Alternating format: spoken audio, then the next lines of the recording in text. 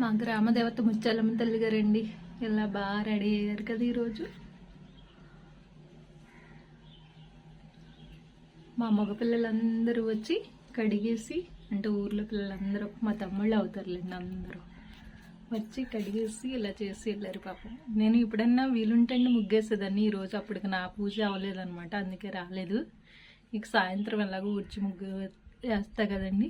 నేను రోజు మా అమ్మవారి దగ్గరికి ఒక్కరోజు కూడా రాకుండా ఉన్నానండి. సాయంత్రాలు రోజు ఊడ్చి ముగ్గేస్తా. ఒకరోజు వీలు లేనప్పుడు, లేకపోతే నాకు ప్రాణం బాగోనప్పుడు వేయట్లేదులేండి. మా అమ్మవారు చల్లగా చూడాలి అందరినీ.